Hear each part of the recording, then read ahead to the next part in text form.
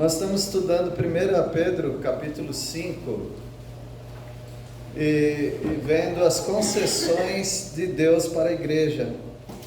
Deus tem concedido, tem feito várias concessões para a igreja, concedido à igreja algumas bênçãos. Uma das bênçãos que Deus tem concedido para a igreja são pastores.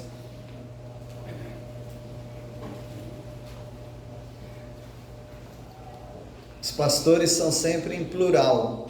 Eles podem até não ter esse título, pastor, pode ser diácono, presbítero, líderes da igreja, mas sempre pluralidade, nunca singularidade, nunca é um homem só cuidando da igreja. Isso está errado, isso não procede da palavra de Deus. A palavra de Deus fala sempre de homens fiéis que cuidam do rebanho, não apenas uma pessoa. Eu dou graças a Deus porque aqui nós temos uma liderança e os irmãos estão sendo fiéis em cuidar do rebanho. Então não é só uma pessoa cuidando do povo de Deus. E qual é a função dos pastores, dos presbíteros, dos líderes? A função deles é uma função muito importante na igreja. A igreja é um organismo vivo, ela vive por si só, ela se multiplica, ela cresce, ela evangeliza, ela edifica, ela consola, sempre com o termo uns aos outros. Bota uma igreja para funcionar que ela funciona, porque é o Espírito Santo quem dá dons para as igrejas, concede dons à igreja, levanta irmãos e irmãs valorosos para servir na obra de Deus. E Deus também concede presbíteros, concede líderes, pessoas que vão ajudar, orientar, supervisionar a igreja. Mas a igreja funciona sozinha. Claro que sozinha, os irmãos entendem que é com a direção do Espírito Santo, no fundamento de Jesus Cristo e com a liderança estabelecida. Mas nós não precisamos fazer muito para uma igreja existir. Ela simplesmente existe porque é uma entidade na terra, mas que é ligada ao céu. E Deus levanta pastores, líderes para orarem pela igreja. Se uma pessoa quer ser líder de um povo e não quer orar por esse povo, então é melhor ele não ser líder, porque é pecado um líder não orar pelo seu rebanho.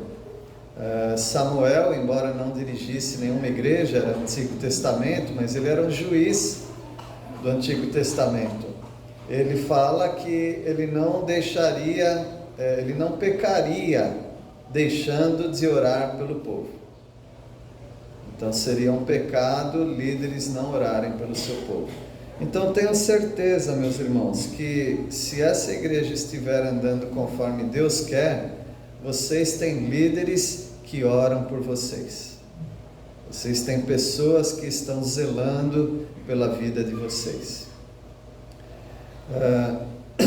Um pastor, líder, ele serve também para aconselhar. Nós temos que aconselhar uns aos outros, e eu dou graças a Deus porque essa igreja é tão dinâmica nesse aspecto que, é claro, muitas pessoas me procuram outros líderes, mas os irmãos procuram uns aos outros, e isso tira uma carga bem pesada, bem grande. Não que não seja prazeroso conduzir e aconselhar os irmãos, mas nós temos irmãos aqui tão sábios e tão acessíveis e disponíveis, que você pode mandar uma mensagem para qualquer um deles e eles vão te atender, eles vão te ajudar, eles vão te aconselhar. E assim é o corpo de Cristo Jesus. E esses pastores e líderes, a função deles também é consolar o povo de Deus. Nunca desanimar o povo, mas consolar. Nós consolamos o povo com a palavra de Deus, sempre com a palavra de Deus. É claro que Ele usa as nossas vidas, mas as nossas vidas consolam as pessoas com base na Bíblia, na palavra de Deus. E também os líderes, eles servem para ensinar. Uma igreja sem ensino é uma igreja que vai ficar desnutrida, enfraquecida, doente e vai morrer. Nós precisamos de ensino da palavra de Deus. São todos os que ensinam? Não são todos os que ensinam. Somente aqueles que têm desejo e têm capacidade para isso. A capacidade é dada pelo Senhor. Ela é desenvolvida nas nossas vidas, mas nós precisamos de pastores mestres, precisamos de pessoas que conduzem o povo para que as pessoas não fiquem em dúvida. Imagina se você, frequentando essa igreja, tivesse que procurar em outros lugares para conhecer a Bíblia. Por que não conhecer aqui mesmo? Aqui não tem pastores, mestres, então precisa ter líderes, pessoas que ensinam. Eu dou graças a Deus por essa igreja, porque tem líderes que ensinam a palavra de Deus. Louvo a Deus por isso. E eles são tão bons no que eles fazem que eles acabam motivando os jovens para ensinar também. E aí nós vemos pessoas que começam dirigindo culto, como o jovenzinho aqui estava dirigindo culto, mas não se admire que daqui a algum tempo ele está ensinando a palavra de Deus. Por quê? Ele vê. Nós precisamos ver uma igreja funcionando. Então essa é uma das concessões de Deus para a igreja. Ele concede pastores. Nós vimos também que Ele concede cuidado, Ele concede proteção. Ele faz da igreja um guarda-chuva. Quem está debaixo desse guarda-chuva tem a proteção de Deus, tem o cuidado de Deus. Alguém pode ler o versículo 7, 1 Pedro 5, 7. Lançando sobre ele toda a vossa ansiedade, porque ele tem cuidado de vós. Então nós precisamos lançar sobre o nosso Deus a nossa ansiedade. A Bíblia diz e promete que Ele tem cuidado de nós. A igreja é um lugar onde você tem proteção e cuidado. Algumas vezes você vem para a igreja, você está triste, você está duvidoso, você está inquieto, mas você chega na igreja e vê um irmão, uma irmã, te dá um sorriso, um abraço, uma palavra de consolo, pergunta como você está, aí você fala um pouquinho da sua vida, eu estou orando por você, ou vou orar por você, e aí nós já sentimos, Deus cuidando de nós.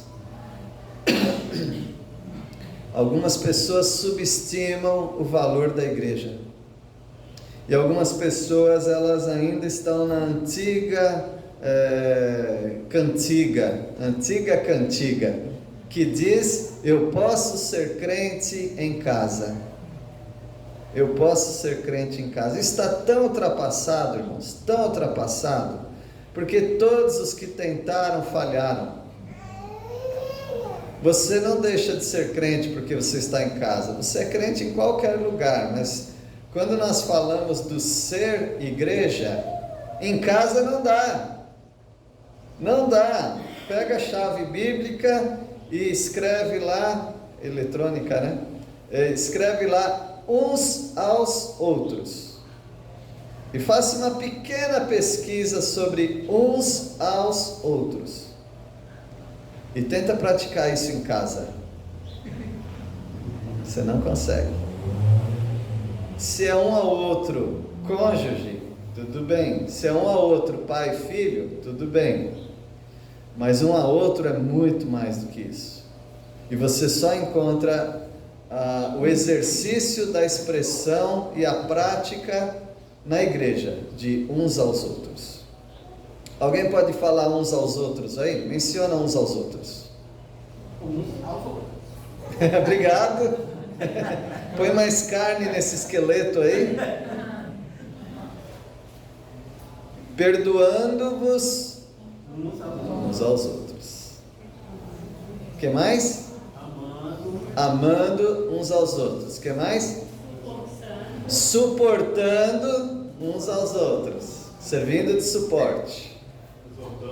Exortando uns aos outros. Admoestando-vos uns aos outros. E aí você pode ter muitas práticas de uns aos outros. Servindo uns aos outros. Rodney falou, servindo uns aos outros. Então nós temos uns aos outros que precisa, uma expressão que precisa ser praticada na igreja.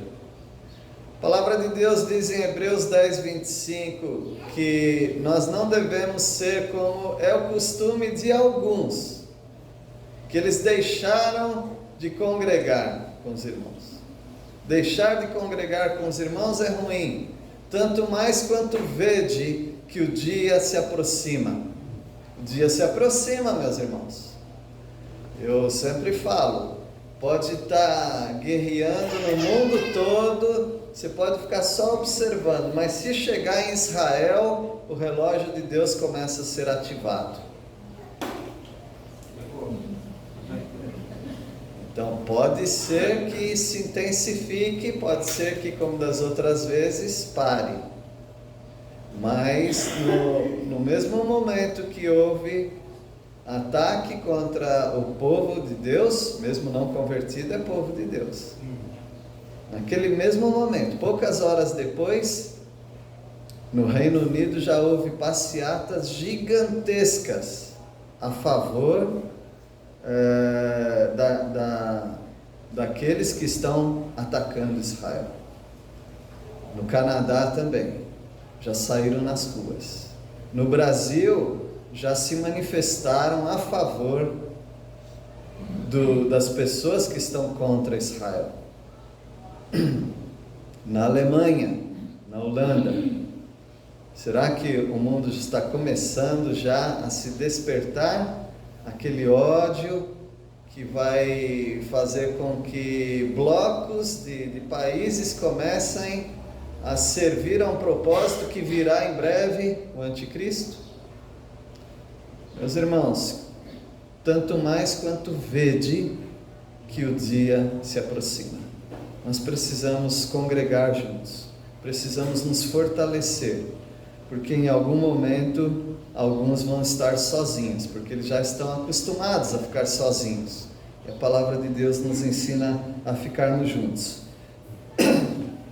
Na igreja você tem o cuidado de Deus. Quais são os cuidados de Deus que a gente vê na igreja? Deus respondendo orações. Nós temos exemplo de pessoas que buscavam o Senhor em oração e Ele respondeu. Ana, por exemplo. Ana estava lá orando na casa do Senhor. Nós vemos na igreja Deus usando pessoas nas nossas vidas, como disse o irmão Anderson, exortando, repreendendo, admoestando. Paulo com Pedro, Paulo repreendendo Pedro. O contexto de igreja é muito bom, porque nós somos repreendidos para crescimento. Em casa você não é repreendido, só aquelas repreensões que você já conhece, mas como povo de Deus é na igreja. Na igreja nós vemos também proteção. Nós temos proteção de muitos perigos visíveis e invisíveis na igreja. Tem os poderes espirituais da maldade e nós ganhamos força na igreja. Paulo ia para a Bitínia, mas o Espírito advertiu, desviou de lá. O povo de Deus estava orando por Paulo, os grandes perigos que havia. Enquanto Paulo estava preso, montaram uma emboscada contra Paulo, mas um sobrinho de Paulo advertiu ao comandante. O comandante foi ver o que estava acontecendo e o menino disse que ele ouviu que ia ter uma emboscada. E Paulo foi protegido por causa daquele menino. O ambiente da igreja proporciona para nós pessoas orando, também pessoas se preocupando conosco e pessoas nos protegendo. Deus nos protegendo através dos nossos irmãos. Você não vê isso fora da igreja. porque Deus está concedendo para vocês, pastores, o ambiente guarda-chuva da igreja, e Ele está concedendo para você também, nós vamos estudar agora, a graça. Ele concede graça para ficarmos firmes em situações difíceis. Vamos ver o versículo 10. Alguém pode ler? Seria bom ler o 9 também. 9. Firmes na fé, enfrente o diabo, porque vocês sabem que o mundo inteiro, os seus irmãos na fé, estão passando pelos momentos, pelo mesmo sofrimento. Aí no 10 agora. Espera aí um pouquinho, Sérgio. Então, há sofrimento no mundo inteiro. Aquilo que você está sofrendo hoje, tem gente no mundo inteiro sofrendo. Agora, se você não frequenta pelo menos um grupo aqui, você não sabe de nada dos sofrimentos. Você pensa que, você começa a achar que só você está sofrendo. Quando a gente vem para o meio do povo de Deus, a gente começa a conversar e a gente ora uns pelos outros, porque a igreja também concede esse momento de orar uns pelos outros, pelo menos aqui na nossa igreja, especialmente às quartas-feiras nós fazemos isso. Você começa a se afastar da realidade quando você não frequenta a congregação, o meio, o povo de Deus. Você começa a ficar sozinho e achar que você está passando por alguns problemas e ninguém te entende, ninguém sabe pelo que você está passando. Aí quando você vai à igreja e você começa a encontrar pessoas e orar por elas, e elas começam a falar dos problemas delas, ou os problemas dos familiares delas, você fala assim, peraí, tem gente que sofre igual ou até mais do que eu, e você começa a ter essa interação com as pessoas e a compreender que sofrimentos iguais aos vossos estão se cumprindo na vossa irmandade espalhada pelo mundo.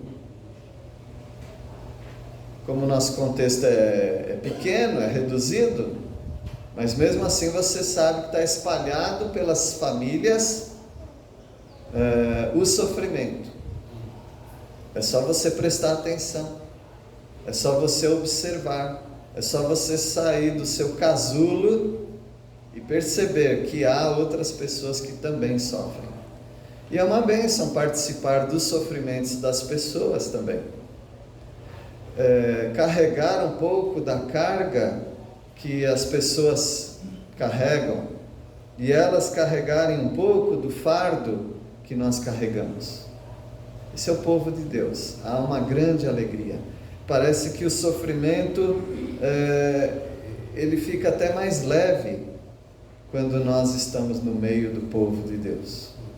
Agora o versículo 10.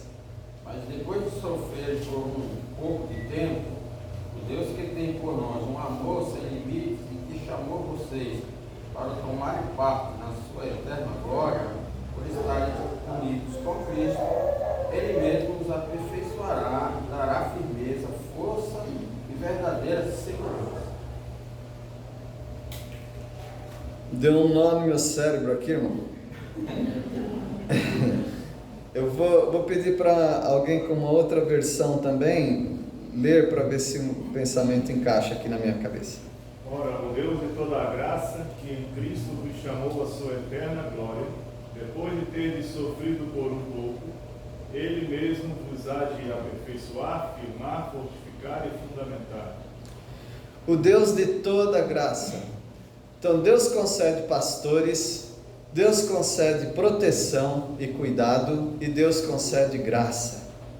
Deus só concede graça na igreja, Ele não concede em casa? É claro que Ele concede em casa. A graça do Senhor é abundante. A graça do Senhor está em todos os lugares. Mas se você frequenta algum grupo que anda com o Senhor, estuda a palavra do Senhor, você vai ver essa graça exalando nas pessoas. Você não precisa ficar caçando aonde eu acho, qual canto dessa casa eu acho graça. A graça de Deus, o presente de Deus. É só você entrar na igreja que você vê a graça de Deus espalhada. A graça multiforme, de muitas formas. Você sai do seu ambiente e passa para um ambiente de igreja, e aí você vê a graça de Deus agindo de muitas maneiras. É uma bênção. A graça de Deus está em Cristo Jesus, está nos chamando para a eterna glória. É o presente de Deus para a igreja. É o presente de Deus que você está vendo nas pessoas. E quando que nós vemos a graça de Deus mais nítida nas nossas vidas? É quando estamos debaixo do sofrimento. É depois ou durante o sofrimento que estamos passando, nós vemos a graça de Deus. Nós vemos aquele presente do Senhor. Se é dura a peleja, Deus dá maior graça. Então nós temos pessoas que sofrem mais do que nós. E nós conseguimos ver nelas a graça de Deus mais intensa do que nós conseguimos ver em nós mesmos. Porque essa é a concessão de Deus para a igreja. Quem sofre mais, recebe maior graça. Você não consegue experimentar a graça abundante de Deus sem sofrimento. A graça de Deus, ela se aperfeiçoa no sofrimento e na fraqueza. Por isso o apóstolo Paulo diz: quando eu sou fraco, então sou forte. Porque a graça de Deus, ela se manifesta. E como a gente aprende por experiência e também por observação, você precisa estar no meio do povo de Deus para ver um pouquinho mais a graça de Deus. Porque quando você está vivendo a sua própria vida, sem olhar para o lado, sem olhar para o sofrimento das outras pessoas, você está vendo a graça de Deus de um tamanho. Quando você vê o sofrimento dos outros, a graça que você estava vendo de um tamanho, ela começa a aumentar. A tal ponto que você fala: não é possível que essa pessoa consegue viver debaixo desse sofrimento. Vai lá, chega mais pertinho dela, pergunta para ela, e aí você vai descobrir como a graça de Deus te impressiona. Impressiona na vida dos outros que estão sofrendo. Depois de ter sofrido por um pouco, Ele mesmo vos há de... Aí começam os verbos que nos fortalecem. E é só pela graça de Deus. O que a graça de Deus faz na sua vida? Ela te aperfeiçoa. Nós não queremos ser mais perfeitos? Nós não estamos rumo à perfeição? Então é só a graça de Deus que vai te aperfeiçoar. E nós já vimos que a graça de Deus, ela anda de mãos dadas com o sofrimento. Então, se você não tem a oportunidade de ver essa graça mais de perto, porque você não está, no momento, sofrendo muito, se aproxime ao povo de Deus, porque você vai encontrar algumas pessoas que estão sofrendo mais do que você, e aí você vai aprendendo sobre a graça de Deus. As empresas são interessantes, as empresas que têm condições, elas mandam os seus funcionários para congressos, para que eles obtenham informações e experiências. E aí nos congressos, esses funcionários, eles ouvem palestras, e aí tem aqueles intervalos do chazinho, cafezinho, e aí eles começam a trocar experiências uns com os outros. E aí eles começam a crescer, porque tem certas coisas que eles não conhecem. Algumas empresas e organizações, eles mandam pessoas para outros países, para que elas comecem a ver a realidade daqueles lugares.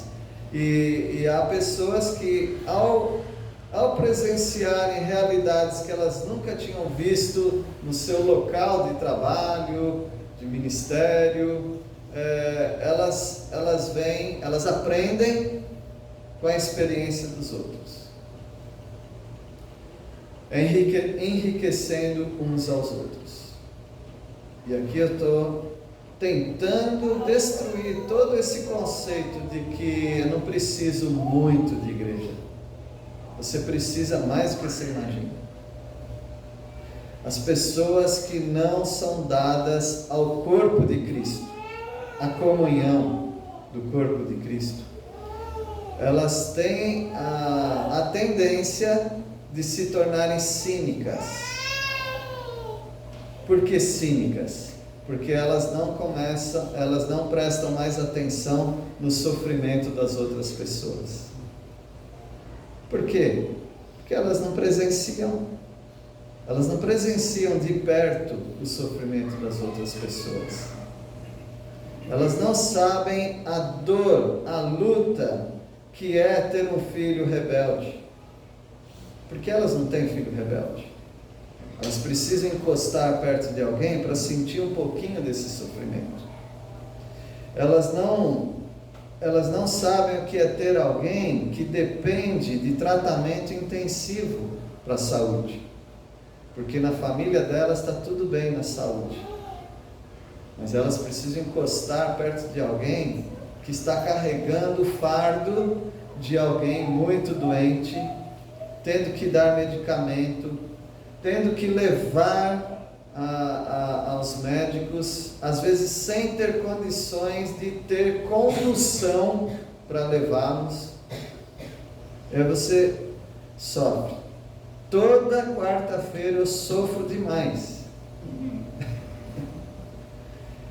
E eu acho que se eu estivesse em casa assistindo um filminho, se eu estivesse em casa tomando um chazinho com bolacha lá com a esposa, eu ia sofrer menos. Porque eu não ia ter que ficar mastigando o problema dos outros. E não é o meu problema.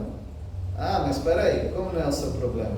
Você vê como que a mentalidade de quem não frequenta a igreja fica cínico. Porque ele começa a achar que não é problema dele. Mas a palavra de Deus é muito clara em 1 Coríntios capítulo 12. Se um membro do corpo padece, todos padecem.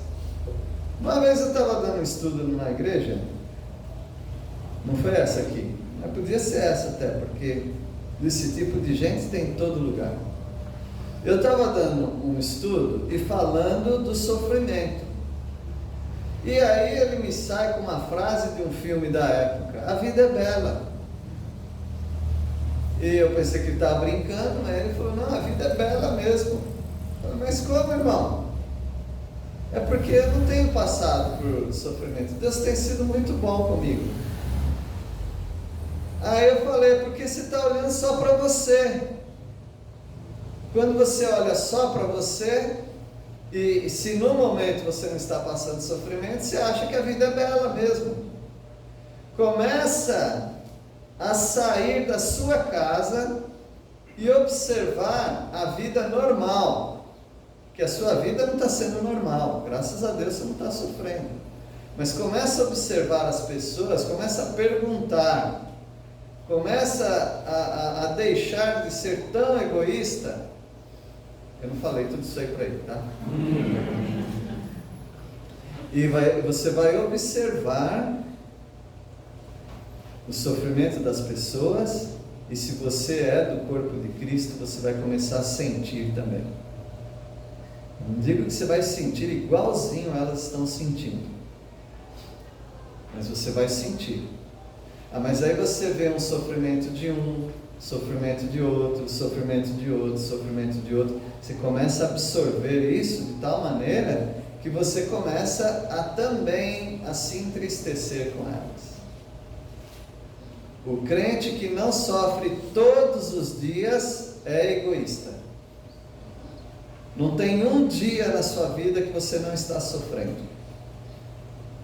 Você tem alegrias também. mas todos os dias você está sofrendo. Você está lavando uma louça lá e cantando e se alegrando, mas Deus começa a te colocar na mente a vida daquela pessoa na sua igreja. Aí você começa, ó Senhor, tenha misericórdia daquele irmão, daquela irmã, ajuda, por favor. Você começa a sofrer também. E se você não sofrer, você não vê a graça de Deus. Se você não sofre, você não participa dos sofrimentos de Cristo Jesus. Como participar dos sofrimentos de Cristo Jesus hoje? Se Cristo já foi crucificado, já morreu, já ressuscitou, já está na glória, como que eu vou participar dos sofrimentos de Cristo hoje? Olhando para os irmãos. É a única maneira, olhando para os irmãos. Então eu convido todos vocês a sofrerem mais. E a maneira de você sofrer mais é você participar mais da vida das pessoas da igreja, da sua igreja. Então, depois do sofrimento, ou durante o sofrimento, o que ele faz? Ele nos aperfeiçoa, ele nos firma, nós vamos ficar firmes, ele vai nos fortificar também, e ele vai nos fundamentar. E essa é a fé viva que você encontra na igreja: perfeição, firmeza, fortalecimento e fundamentação. Está aqui tudo no versículo 10. Deus concede graça para nós ficarmos firmes. Versículo 11, alguém pode ler? A Ele seja o domínio pelos séculos dos séculos. Amém. Que alívio, né? Ele fala de sofrimento, mas aí ele faz uma doxologia. Doxologia são palavras de glória. E a glória é essa, que é do Senhor o domínio, para sempre, para sempre, para sempre. Louvamos a Deus por isso. Aí ele vai terminar essa primeira carta dele, dando as saudações dos irmãos. Veja que importante estar no meio do povo de Deus. Ele só tem essas informações porque ele está no meio do povo de Deus. Versículo 12. Por meio de Silvano, considero um irmão fiel, escrevo para vocês de forma resumida, exortando e testemunhando que esta é a genuína graça de Deus. Continuem firmes nessa graça. Está vendo a graça de novo? Deus concede a graça, e você vê essa graça superabundando, você vê essa graça funcionando em movimento na igreja. É no contexto da igreja.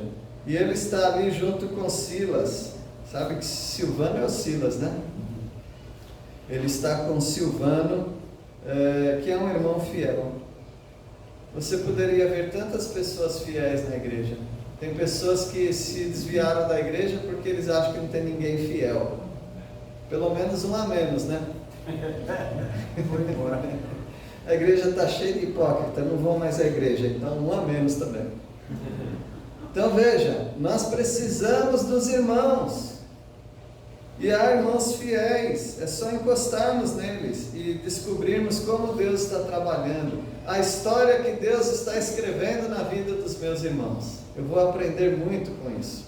E ele considera o irmão Silvano fiel, e ele está escrevendo aqui resumidamente. Pedro está escrevendo resumidamente. São 5 capítulos, talvez poderiam ser mais, mas eu acho que o básico aqui ele está falando para nós. Então, pega a sua Bíblia aí em 1 Pedro, desde o capítulo 1, e vai jogando para nós temas. O que ele falou? Porque ele falou que escreveu resumidamente. Eu vou tentar provar para os irmãos que o resumido de Pedro é bastante. Então vamos lá, um assunto. Não precisa ser em ordem não, mas eu já estou aqui no capítulo 1. Não precisa ler versículo nenhum, só falar de assuntos que ele tratou. Santidade. Santidade, obrigado. Ação de graças. Amor fraternal. Amor entre os irmãos. Os deveres dos servos cristãos. Os deveres dos servos. certeza de salvação, casamento, exemplos de Cristo, exemplos de Cristo, ministério, paciência na aflição, paciência na aflição, exortação à santidade, exortação à santidade, Obediência à verdade. obediência à verdade. Não entendi, Carminha? Pureza de vida, Valor da oração. valor da oração, Deveres dos crentes uns para os outros. isso, dever dos crentes para uns para com os outros, né? Só na igreja. O que mais? Os dons, Deveres do ministério. deveres do ministério, deveres das mulheres e maridos cristãos, isso, o papel de cada um, né? a graça de Cristo, A graça de Cristo, a humildade, a oração, a ansiedade, a vigilância, o diabo, resumidamente. Quantos temas, né, que ele trata aqui para nós? Onde é que você vê isso? É na igreja. Hospitalidade, né? Hospitalidade, é na igreja, no meio do povo de Deus. Você acaba tendo motivação. Só tantos temas que os irmãos falaram aqui, contribuíram. Você vê que bênção. Meus irmãos, em casa você não consegue. Você sabe por quê? Por exemplo, todo mundo pode fazer exercício físico em casa. Todo mundo pode aprender línguas em casa. Todo mundo pode ter mais conhecimento em casa. Mas normalmente as pessoas pagam para fazer tudo isso. Por quê? Porque em casa você não faz. disciplina. Você precisa pagar para alguém falar, faz isso, agora faz isso, faz aquilo. Nós somos assim. Você acha que seria diferente no mundo espiritual? Onde você vai exercer piedade se você não tem pessoas em volta para exercer isso? Como você vai exercer compaixão? Eu assisto YouTube. YouTube me ajuda tudo, todas as coisas. Tá bom, mas e a vida? E a vida? Estar junto de alguém, abraçar alguém, derramar uma lágrima com alguém. Onde é que está a voz embargada? Onde é que está tudo isso? Essa vida, ela brota onde? Ela brota na humanidade. É você tendo contato uns com os outros. Eles não vão conseguir substituir isso. Na Alemanha, eles programaram a inteligência artificial para dirigir um culto. Vocês viram isso daí? Foi muito interessante. E fez uma fila de pessoal que foi para a igreja, porque pela primeira vez ia ter na tela da igreja uma pregação da inteligência artificial. Inteligência artificial é algo que junta muitas informações, você tem internet, né? Junta muitas informações de algoritmos. Então você escreve lá para a inteligência artificial. Hoje tem chats, né, de conversa. Você pode conversar com uma máquina. E aí eles falaram, prepare uma mensagem melhor, sugira temas. Aí ela sugere temas da vida cristã. 10 temas, sugira. Escolhi aqui número 5.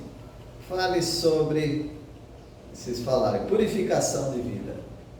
Então, prepare uma mensagem sobre purificação de vida, onde atinja idosos, jovens, recém-casados, crianças. Prepare uma mensagem assim. Aí, a inteligência artificial rapidamente já busca dos seus algoritmos e aí eles botam na tela. Não foi esse tema, nem lembro qual foi o tema. Mas botou na tela para a inteligência artificial pregar. Aí arrumaram um totem, uma figura, né, de alguém E essa pessoa começou a falar, igreja cheia, na Alemanha.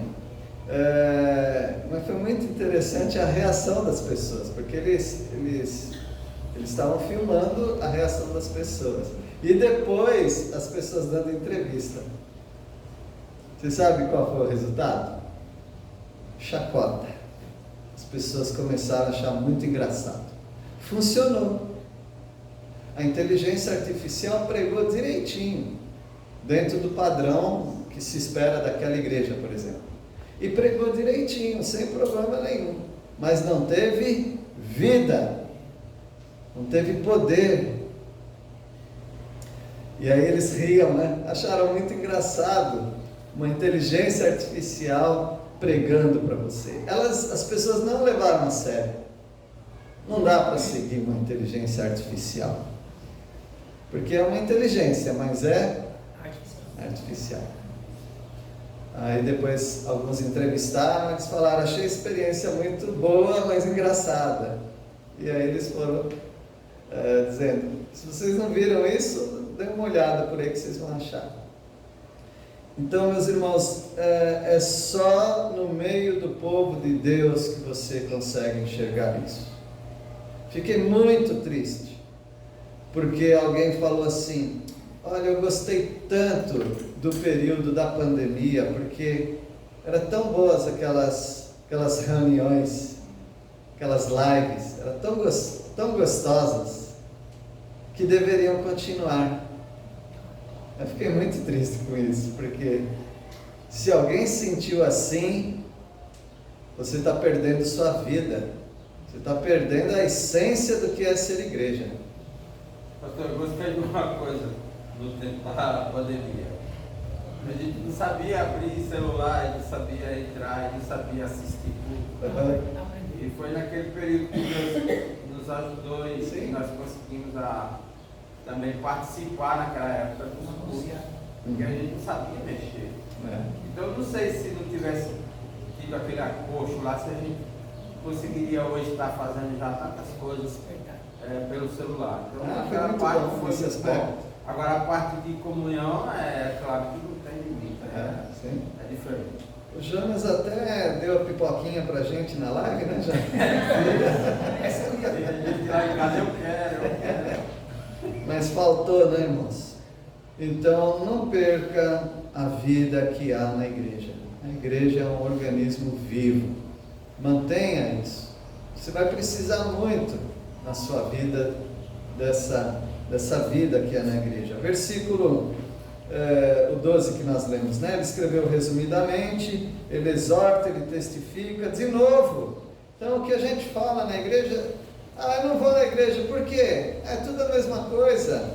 Então, graças a Deus, porque é de novo, de novo e de novo. Nós vamos ouvir. Mas esta é a genuína graça de Deus. Fique firme nesse de novo, nesse novamente, nesse outra vez. Alegrei-me quando me disseram, vamos à casa do Senhor. Uma grande alegria para nós. De novo nós queremos cantar. E a palavra de Deus diz cantar a Deus um cântico novo. Mas eu já cantei esse aí, mas é novo. Porque as misericórdias do Senhor se renovam a cada manhã. São outras misericórdias? São as mesmas. São as misericórdias de Deus, mas você vê renovando. Versículo 13. Aquela que se encontra onde?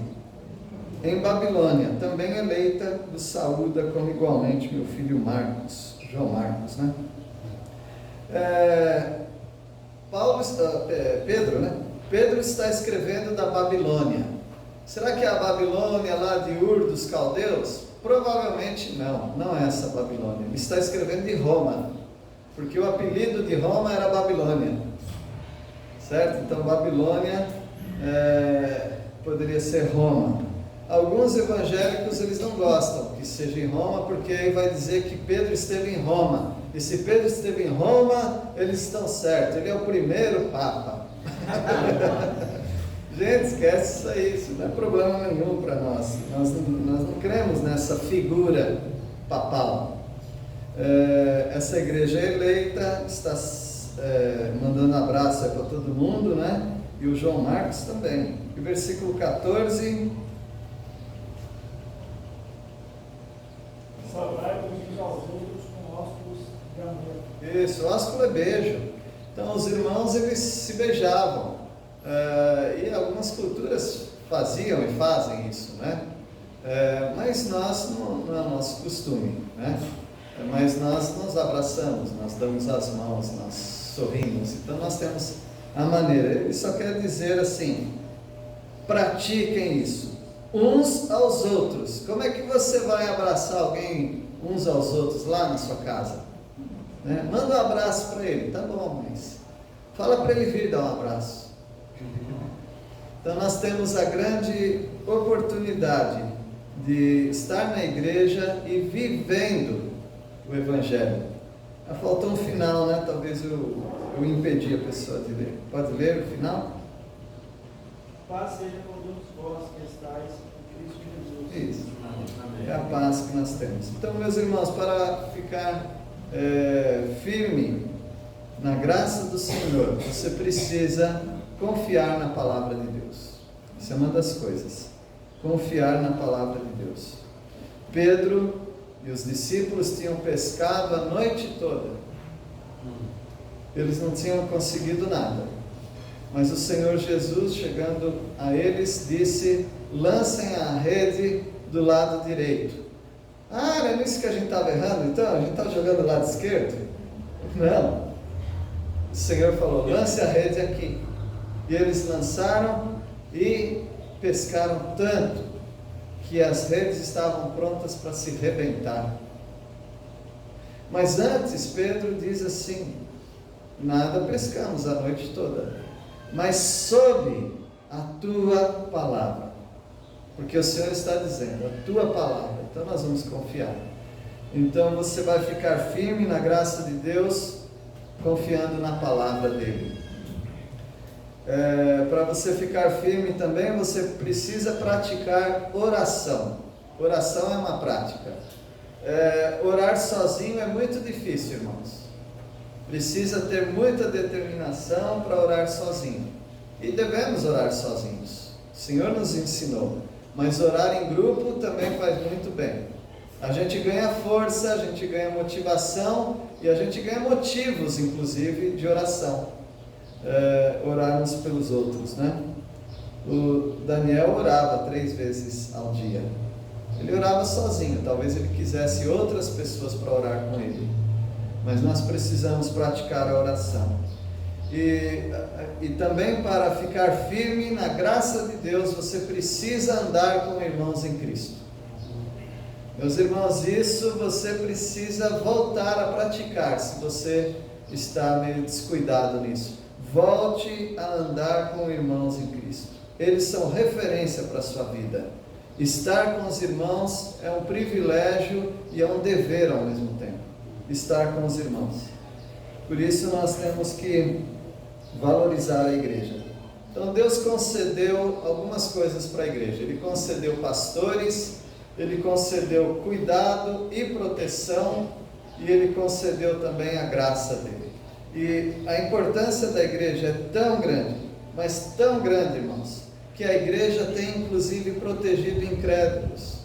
A palavra do Senhor diz em 1 Coríntios capítulo 7, que a esposa incrédula, ela santifica, a esposa crente santifica o marido incrédulo.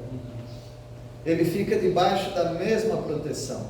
Ele precisa de salvação, mas ele é abençoado por tabela. Muitos crentes, amigos nossos, eles gostam de nós. Eles não querem frequentar a igreja, mas eles se sentem seguros perto de nós.